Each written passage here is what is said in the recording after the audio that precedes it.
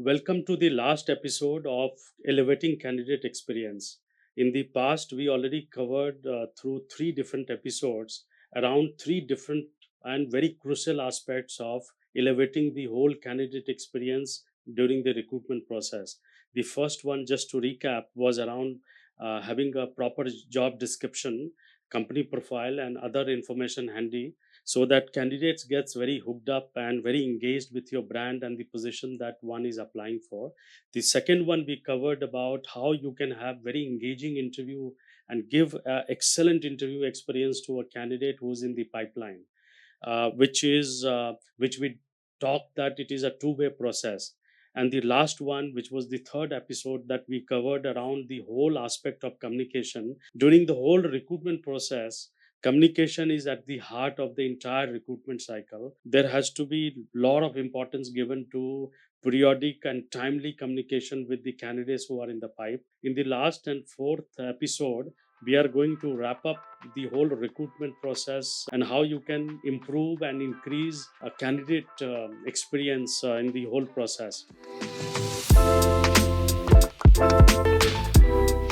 Now, to begin with, in this episode, we are going to first cover. So, you have got candidates attracted to your brand, they have gone through the JD, they have gone through the interview.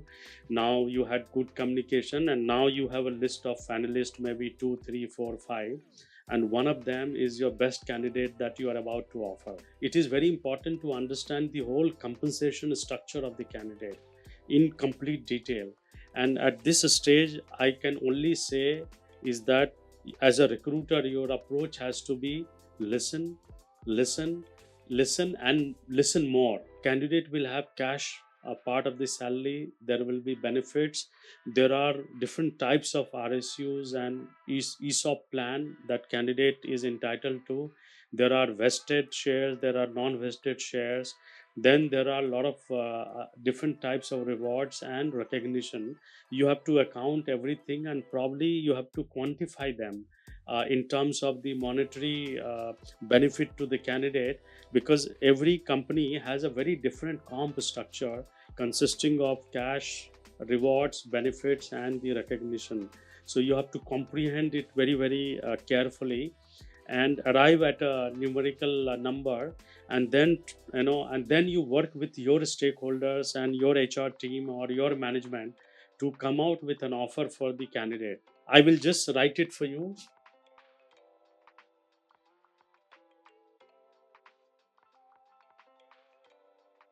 So understand the dynamics of current compensation in complete detail. Now, having done that, you work with your management and HR and with your rewards team to prepare an offer. Now, this offer, you discuss with the candidate and share the potential numbers. I hate to call it negotiation because this phase is not about negotiating. You are not buying a vegetable or something. Here, you are dealing with a talent. I call it a delicate phase of the whole recruitment process, where you are about to make an offer and get a candidate onboarded.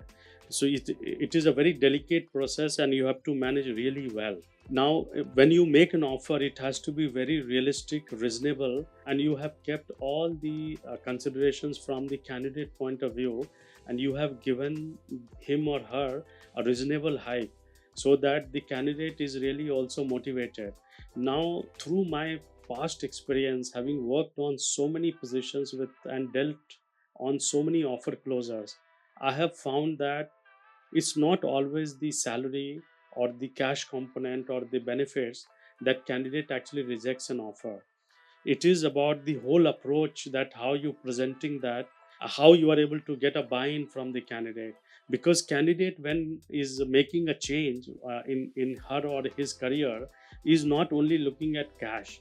It may appear, if candidates are little bargaining hard, it may appear to you that they are trying to squeeze a little bit more money, but it is not the case, because they always look for a little growth in their career, better environment, larger responsibilities. So you have to go to the candidate with the total job, which consists of not only the compensation but also the growth opportunities which are offered to your organization, as well as the career trajectory which could be very fast moving for him or her in future.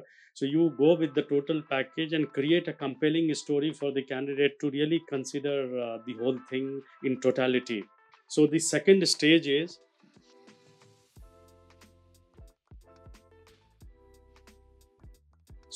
the second stage is sharing the number and getting the candidate to kind of agree or accept the offer, either verbally or otherwise, and you get the candidate to accept the offer. Now you have got a broad buy-in from the candidate on the offer. Then you close the offer on a happy note with the candidate, and you will know as a recruiter, because candidates will always give you signs that how happy they are, and through various interactions you will exactly know that they are really inclined for your brand and your company to join. So you close it on a happy note, and then starts the phase of notice period management. During the notice period, it is very crucial. I think we already covered the importance of communication, but during the notice period, these are not very ritual driven communication with the candidate, that you calling the candidate on every Friday or every Monday just to check everything is going fine. It could be ad hoc, it could be sharing some news clippings, it could be forwarding something which will be relevant to the candidate, or if there is an important development in your company, sharing those details via mail or via WhatsApp or via any other means of communication with the candidates, and you see that how candidate is responding to you, and you will know the warmth candidate is engaged with your brand, and you know that this period is so crucial. So during the notice period, you not only communicate but share all these things, and also see that you are able to meet the person if the person is in the same town face to face. If it is not possible, maybe have a quick video call and understand the how the person is serving the notice, how the whole handover is going on, or everything is going fine, and also see that candidate is not interviewing at other places, because there is a way to engage with the candidate and ask. So there are always those less than 0.5% of the candidates that are troublemakers, but it doesn't mean that the rest 99.5% are bad.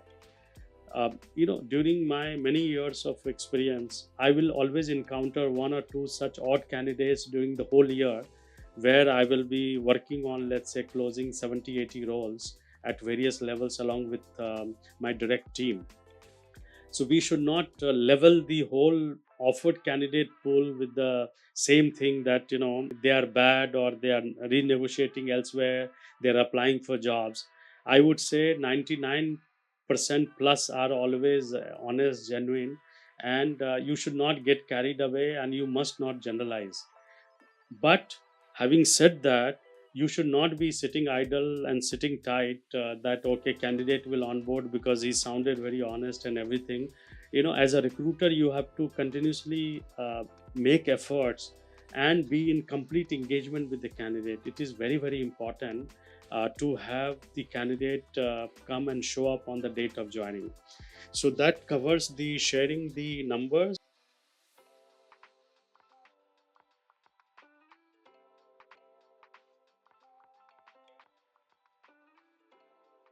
Now, having covered the offer closer and the notice period management, now the D day has come and candidate is going to show up.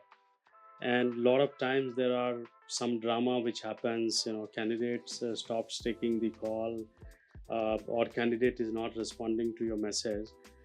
Based on my prior experience, all I could say is that you should not press the panic button, that why candidate is not responding. As I said, less than those 0.5% candidates create troubles, but 99.5% are quite interested, serious, and honest with their career and profession and life. So at this stage, if they don't respond, just in case don't get hyper, give some space and time. It could be possible that candidate has a personal emergency at home, or candidate is really tied up at work during the handing over process. Give at least 24 hours to 48 hours to respond, And don't start calling the candidate multiple times. And one caution, don't ever try to call the candidate through a different mobile number just because your number is stored in the candidate mobile number and you think that candidate will not pick up your phone. And it looks very very unprofessional, and it shows on your confidence on yourself. And this actually destroys the fine and a delicate thread that you have with the offered candidate. Give time and space for 24 to 48 hours. Let the candidate respond. I am dead sure whatever state the candidate is in, candidate is going to come and call you back or start communicating with you. So give it time and space. And the day has come. And so this is the joining day and the whole onboarding.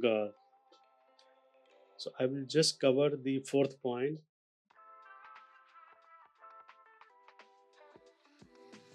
So the fourth point is the whole joining and the onboarding process of the candidate.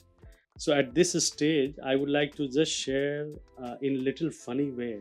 There is a marriage, and the bride and the bridegroom just got married, and the bride has come home, and everybody is welcoming the bride, and everybody is excited. I know it is not that fanfare that you have to welcome a new candidate with the same band baja and other stuff, to when you onboard a person. But giving that example of a bride and bridegroom, I think the whole company and show a lot of warmth on the date of joining and take the candidate through the joining process very very smoothly during the day. It is very very important to give the candidate a very warm welcome on that day, orientation towards the policy and towards many other stuff, so that candidate is quite comfortable and candidate is getting oriented. And I'm sure every company has a stellar induction program in place already. And nowadays you have gamified induction program. There are a lot of videos and other stuff that goes through over next 5 6 7 days, so that candidates gets very comfortable. Having done that, you leave the candidate with overall great experience during the whole recruiting process. So from sharing the job description to onboarding and giving a great induction to the candidate, you elevate the whole experience of a candidate in the whole process. This is where we conclude the whole thing. But I'm sorry, this is not how you conclude the whole thing, because the last but the most important part of elevating candidate experience is still left. That is the candidates that you did not consider for the final offer. Now when you have a slate of candidates going through the process, there are always 3 4 5 candidates who are good and who could make the cut for the job. However, based on various interviews and various debriefing among the stakeholders at the employer's end, they zero in on a candidate as choice number one, choice number two, choice number three. And it doesn't mean that choice number two and three were really bad candidate. It's just that the choice number one candidate had little upper hand, and that's how the offer went to the choice number one candidate.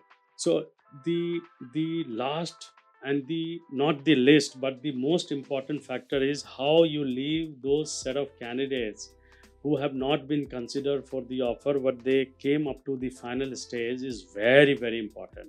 Everybody calls them rejected candidate. I really hate to call them rejected. You tell me how these candidates are rejected if they made it to the final round of interview.